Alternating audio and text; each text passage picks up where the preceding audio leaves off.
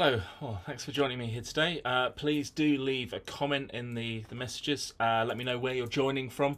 It'd be great to kind of hear kind of where everyone's from, and kind of what you're up to in the world. But without further ado, let's kick off. So, elephant in the room. Policy is a dull thing. It's kind of hard to make it sexy, but I'm going to at least try and get your attention. So, bear with me. So, to set the scene, I'm in a lift. Yes, American friends, we really do call them lifts. And four people walk in. I think to myself, Chris, this is your moment, now or never. And as the doors close, I position myself in front of them, a captive audience. They're mine, I've got them. I hear the doors seal shut behind me, and I take a breath. I look to the first person on my left. She's in a suit. She looks really important. I gesture to her, see? She looks back at me as if to say, yes, go on. She nods, oh, okay, perfect. The CIO, the policymaker, the one whose neck is on the block. What are the chances of finding you in my imaginary lift today? I ask her, well, what keeps you up at night? She tells me I don't know what teams are really doing, what the volume of risk, and what I should be showing more interest in. Setting and changing this policy is slow and hard to communicate. And people just go off and do their own thing. They think they know better, and to be honest, often they do. But I'm then left playing catch up with all that risk that they've signed me up to. Okay, I say, trying not to sound like a patronising snake oil salesman. I can help. I turn my attention to the second person, also in a suit, but look slightly less important. I make a guess. Let's face it, this is my imagination. It'd be weird if I was wrong. Product manager, I say. They nod. The whip cracker, I say. Well, what's important to you? So, managing risk. So, mostly opportunity risk. So, the fear of missing out. So, getting features out the door and avoiding getting bogged down with, and they glance to the CIO, bureaucracy that it almost feels like it's designed to slow me down. Awesome, I say. This is your lucky day. I turn to the next person, dressed in overalls. I'm in a trendy part of town. They could be the CTO. Before I ask, they sense me staring at them. Cleaner, they say. Huh. How did you get in my imagination? Okay, I'll come back to you. My attention goes to the last person. Hoodie, headphones around their neck. My stereotypical developer. Yes, I know you well. So what code do you write? It doesn't really matter. Python, they say. Cool. Have you got everything updated to work with? I pause. Python 3 they offer? Yes, Python 3, that must be hard. I add, but they don't really know it yet, but I've just won a bit of their trust, which is, as we know, important. Nearly, they say. Cool. Okay, what's important to you? So staying on top of kind of patching dependencies so we can react to the next fire, knowing what rules exist, what ones I can bend, and those that I can break, and ultimately, what might cause me to lose my job.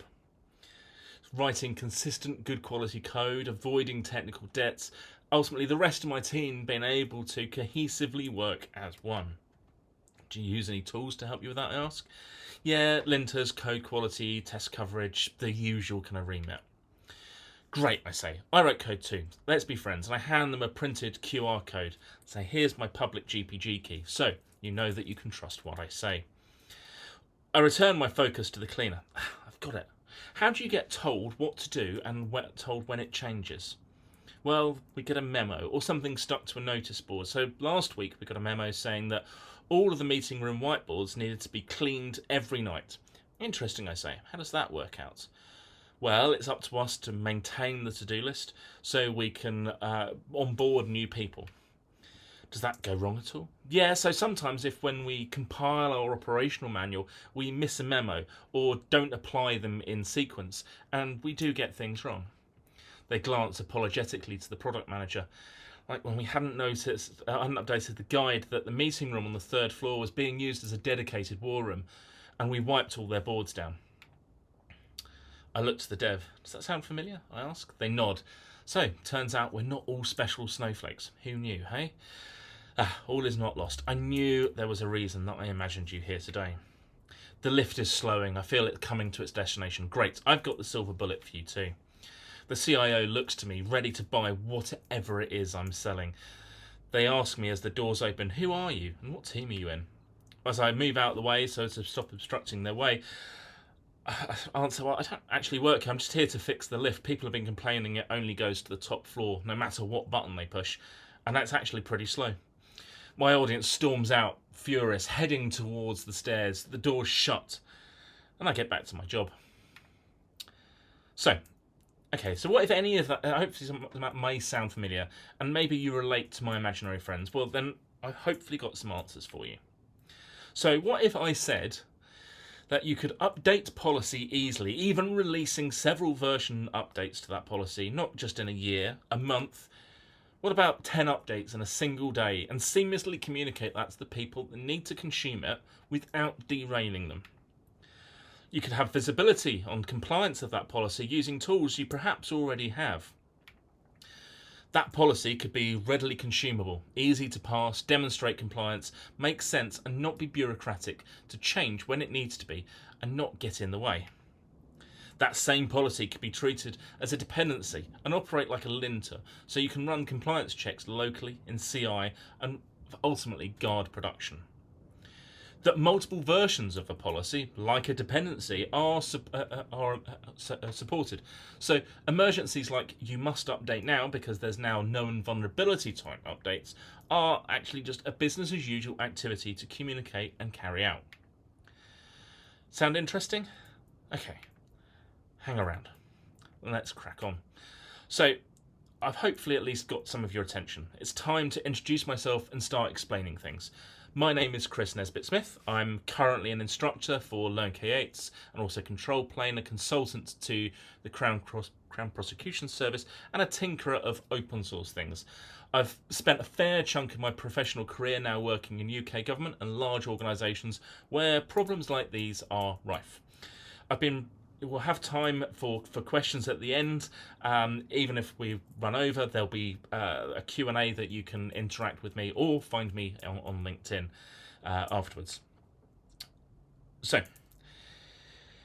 while this is not live or in person where I could ask you to perhaps say raise your hands, we can still try some sorts of audience participation. So, bear with me.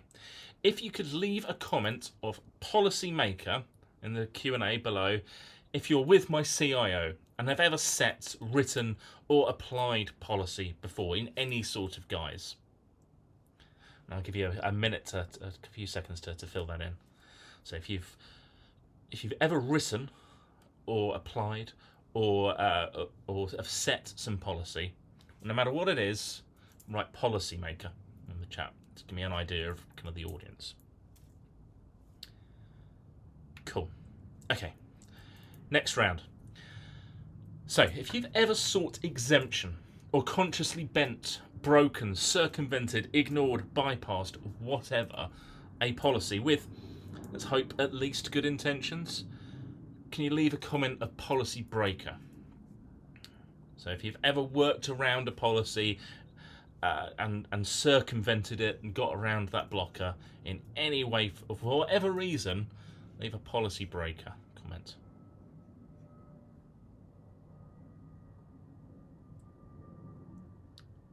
Cool. Hopefully that's enough time for people to be smashing away at their keyboards. Well, you fell for it. So thanks to the organisers of this event, I've actually got all of your names and your employer's details all captured and down. So please, lend me your ears. The stakes just got raised. So, where do I see policy as code going wrong? Well, before we dig into that, what do I mean by policy? Well, it usually comes in one of two forms, I've found. So, security enforcing, like, say, data at rest being encrypted. Or consistency enforcing, such as code style tabs being 2 or 4 space indentation, maybe.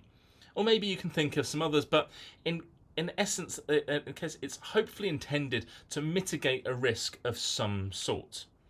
However, with the best of intentions, these are often find themselves being emotionally led rather than being grounded in a proportionate control, which is the open door to case-by-case exemptions being required when you come against a situation that you weren't anticipating. This is not unlike how the laws of the land are created, with case law making for a complex to navigate rulebook and harder still to measure compliance. Now, in the real world, this often looks like the thin end of a wedge, where the precedent, which may have been an uncomfortable pill to swallow the first time round, becomes dangerous, with then others looking to expand upon its scope. Which can lead us to sometimes wonder if the cure was actually worse than the disease. But that's not at least how we typically develop software, so why does this have to all be so hard? There surely must be a better way. Well, we've codified everything else, so isn't that the answer? Well, yes, but my point of this talk is that we do it wrong. Maybe some of you are screaming your favourite product name at me and or solution at me from wherever you are, but you're not wholly wrong. But the devil's in the detail. So throwing some curly brace or other syntax at the problem doesn't inherently fix things, though. If it's a security control, it's often tempting to keep that policy secret. Exposing it could perhaps maybe be used against you by an adversary. However, that does not support us shifting left at all. It results in devs effectively reverse engineering what the policy is by finding out when we smash our heads up against it. Doesn't take much then imagination to see that in a scenario of an application deploy, midway through finding one of your resources is non-compliant and rejected would leave potentially the overall deploy in an inconsistent halfway state, likely resulting in some downtime. Which begs that question of, was the policy better than the downtime or any other consequence? Especially if it leads our engineers, who are hopefully all plenty smart people, finding inventive, shall we say, ways around the computer says no response that they had got. This is then further exacerbated when updates to the policy are desired. So maybe you get a pen test or something goes wrong, so you form that case law and you need to apply a new policy. So maybe all S3 buckets now need to be encrypted, a change that could be considered a breaking one. Sure, you might say that you provide warnings on at least the less important issues or new emerging policy, which is great, so long as someone sees it. But if you've adopted GitOps or at least CI/CD in any sort, is anyone actually seeing those warnings? Who studies the results of a successful build log every time? Anyone? Every time? Well, if you are, I'd politely suggest you're probably missing the point of CI/CD, and you should be able to trust your job status. Okay, well, I'm not here to just throw stones. So if we remember my implied promises to my four imaginary friends of what this future utopia might look like. Well, there's nothing new under the sun. We've already unwittingly solved a lot of these problems elsewhere. We just need to be reminded and join the dots. So the first is something, if you're doing policy as code, you're probably already doing, which is put it in version control. The thing you might not, however, be doing is then making that visible. So I advocate at least inner source it, by which I mean allow anyone within your walled garden of employees, suppliers and so on to see the policy. I'm not saying kind of give away all your threat monitoring rules and intel away. You can probably keep all that to yourself. But I'd argue that visible policy and the gaps therein is often better than the downtime, reverse-engineered workarounds and opaque legacy exemption soup that you might find otherwise.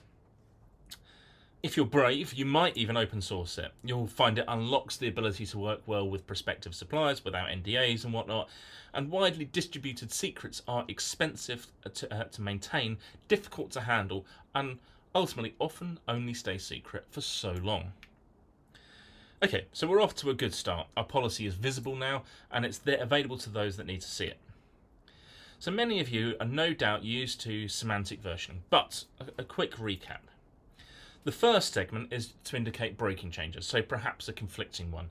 In the context of policy, let's say it's requiring resources to have a department label. So maybe that will help with some internal cross-charging. Who knows? I'm not judging. An increment to that might look like requiring that to be from a predetermined list rather than free text. The second segment is to indicate minor changes that shouldn't break anyone. So an increment to that might look like correcting, say, a spelling mistake on one of the department names. The third segment is to indicate patch changes, so these should be a no-brainer to keep up to date with. An increment to that might be like adding a department to the available list of options. Okay, so our policy is visible in a repository now. It's versioned so we can communicate it, we can tack on release notes, and expectations are all managed by semantic versioning. In software, we're used to handling dependencies, so what if your policy was actually just another dependency of your code and your applications? You might already unwittingly be doing this in some guises if, for example, you have, say, ESLint as a dependency in your JavaScript package, perhaps. Okay, so our policy is visible, it's in a repository, it's versioned so we can easily communicate that policy and we can tack on release notes, expectations are managed by semantic versioning. It's beginning to look a lot more like software. Okay, I know testing is a dirty word, but in order to make this an asset that everyone can depend on and also provide known good examples, tests are essential to give everyone confidence in the stability and surface potential side effects before they ultimately hurt everyone involved. Consumers of this policy need to be able to test themselves against the policy locally and in CI/CD, thus shortening the feedback loop and better informing everyone. So, as a bonus, we should be able to find our consumers able to rely on an artifact we're sharing with them. Well, we're well and truly on the home stretch. It's a dependency, so updating it should be no different to any other. We can even use some magic like GitHub's Dependabot or Men's Renovate to do that for us. Now White Source's Renovate, I think, but anyway, so think automatic pull requests, tests, and if you're brave, auto merging. Okay, so to check you're all still awake, can anyone tell me a recent event that caused people to want to know what version of a certain logging Java doohickey you were potentially running literally everywhere in the estate? So leave a comment in the thing below.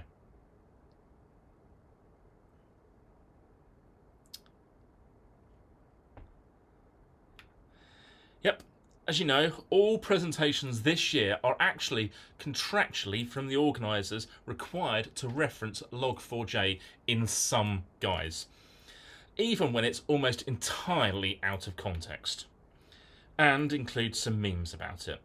In just a few short months, I can remove these and hopefully just point broadly at a list of scary looking CVEs in order to command your behaviour through fear. But what I'm getting at here, though, is that the situational awareness piece around software supply chain is something your organisation is hopefully already thinking about, if not already addressing and embracing. So if our policy is a dependency, this is at least not a new problem. So software bill of materials for the win, right? Which can allow us to measure the compliance across the estate.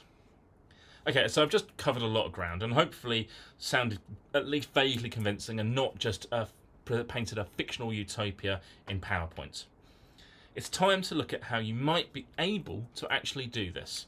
And I know you really joined this presentation here just wanting to see a million words on a slide and not just the odd emoji too that you've seen up until now. Okay, so we're reaching the point where I'm going to show you some code. Hooray, you might say. So to maintain scope, I'm going to be limiting things to talking about just two things to prove this is not just one tech or tool. I've arbitrarily picked Terraform and Kubernetes, but I could have probably picked anything. Naturally, I'll need some tools to go along with this. I'm too lazy to invent anything here, so likewise I'm going to pick two tools, but again, I could have used any, some, or even all probably. So in this case, Chetkov is going to be doing my Terraform, whilst Canervo is going to be doing my Kubernetes.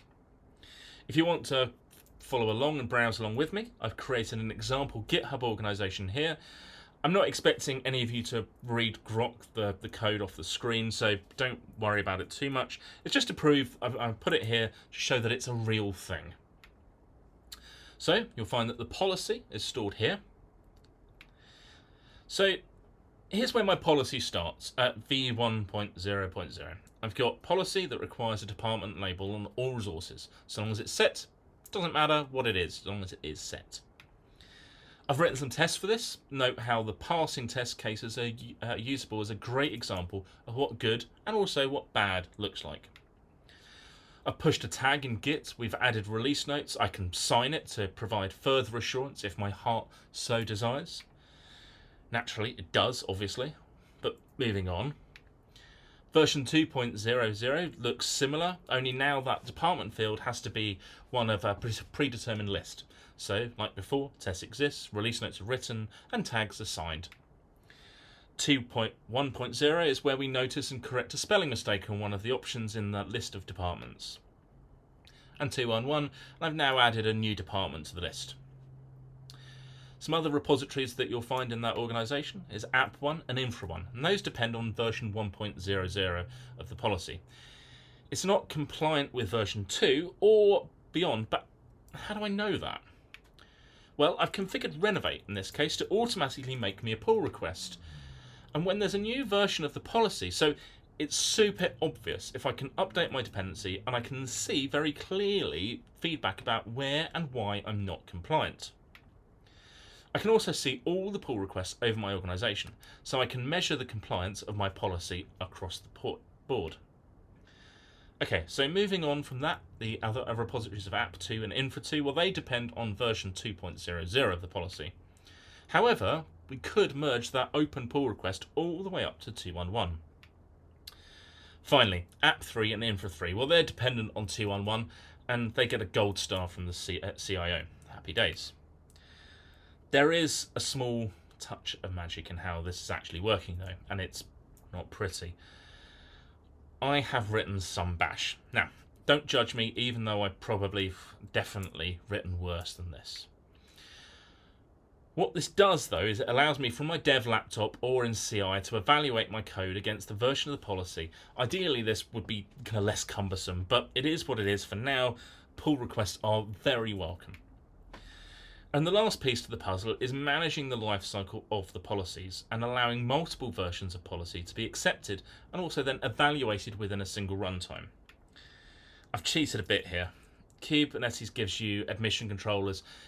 It's not so easy, I've found so far, to get the same policy evaluation in a cloud run locally. They've got their own policy code, and I've not really figured out how to be able to evaluate that policy, like Azure or AWS or GCP policy, locally against resources that I'm maybe defining in Terraform or some other infra as code syntax. But again, pull requests, collaboration, contributions, all very, very welcome here. I'm really keen to solve this problem. So, you may have noticed the way the policy is designed and distributed lends itself well to coexist in a Kubernetes cluster, by which I mean more than one policy version being accepted within the cluster. Which brings us to cluster 1, which describes a cluster that accepts all of the versions that we have described so far by applying all of those policies. Likewise, cluster 2 only accepts version 2.00 and greater. And we can automate all of this using kind for CI to deploy the apps and prove the whole thing works. And there we have it, a full org, all done, all compliant, policy all versioned, and ultimately the CIO all aware of what's going on. So this is great, right? But just one more thing.